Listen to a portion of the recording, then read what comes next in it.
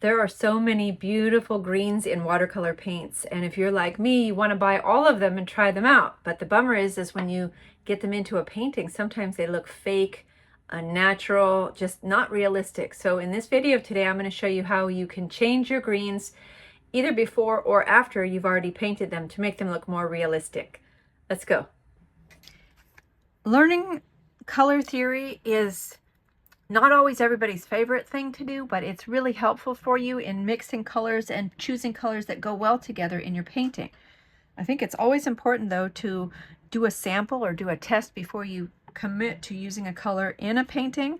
So for today, I'm going to be talking about mixing greens, and we're going to be using 3 different greens: sap green, hooker's green, and diopside green. This is specifically a Daniel Smith color here. And so they line up sort of close to these. Sap green is kind of like my yellow green. Hooker's is a basic green. And diopside's not really a blue green. It's a little bit closer down in here, but it does have a little bit of a bluishness or a deeper green to it. So a lot of times when you use greens right out of the tube, like I'm going to show you in just a second, they look kind of fake. They don't look really natural. And so it's important to be able to know what you can mix with your green to dilute it or neutralize it or desaturate it or just make it look more realistic. So on your color wheel, that's why this is such a great tool. Whatever is directly opposite it on the color wheel is what you can use to help improve the way it looks to you in your painting and make it a little bit more realistic. So for our sap green, we have kind of like a red-violet color that we might be using to alter the color and get it to where we want it to be. Right across from our hooker's green, which is kind of a true basic green, we have red. So I'm going to use a red similar to that, but maybe a little deeper than this color.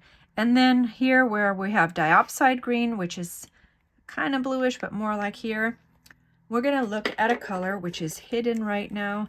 It's under here. It's like a red, deep red, or a red kind of slightly orange color.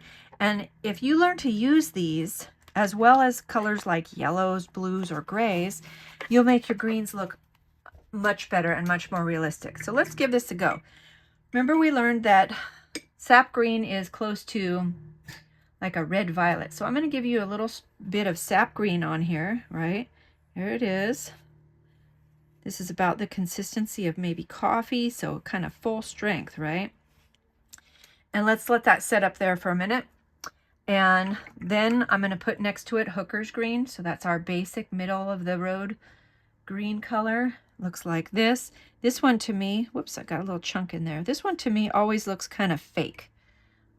Definitely, I don't like using it right out of the tube.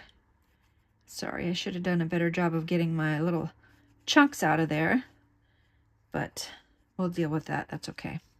Okay, so there's my hooker's green, and then diopside is the darkest one. So here we go with this one. Let's make sure it's not too thick. So pretty color green, pretty realistic, dark.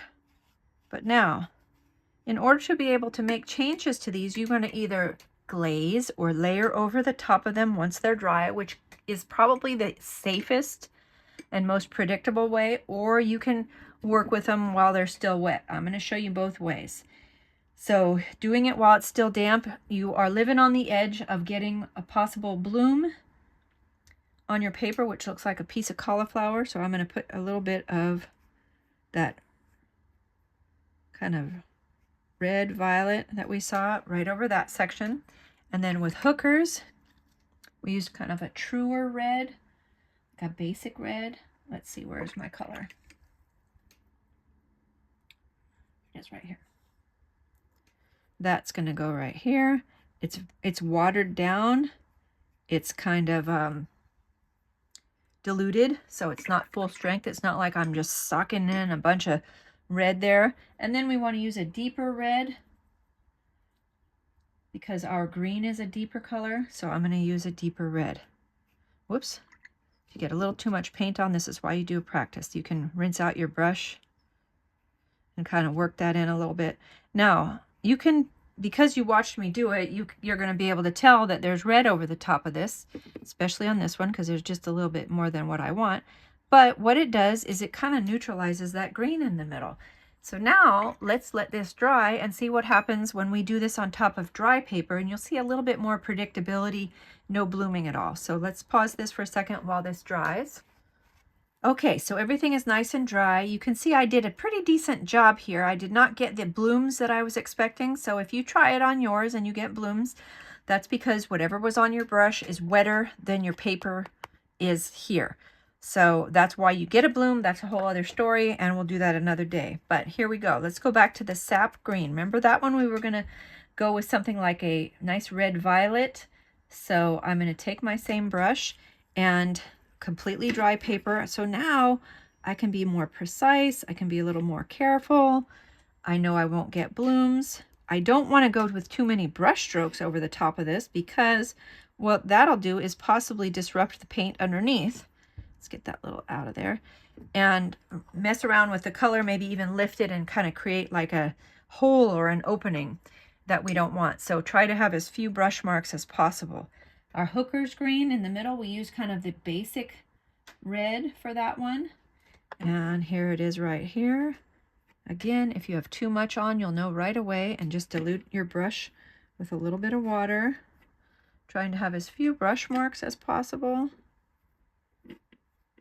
So you have a little bit of a richer green there. Anytime you have more than one color, it's a good thing, actually. It gives your painting more depth and richness, more variety. All right, and then finally on the diopside green, because that's a deeper green, we're going to use a deeper red and place that on here. So the reason why I showed you both these ways, where we did it on damp paper or here on dry, is because some people don't like risking blooms and they prefer to give things time to dry and then layer over the top of it at the end. So that's your green lesson. If you've done this on your own or you're doing it later, you can actually try some other colors on top of these strips. Try a little bit of Payne's Gray, or maybe a little bit of a different blue, like a cobalt blue or kind of a medium blue, or even a darker blue. Just see what happens when you layer colors, and you will have the biggest variety of different greens in your green plants, and it'll look great. So thanks for watching.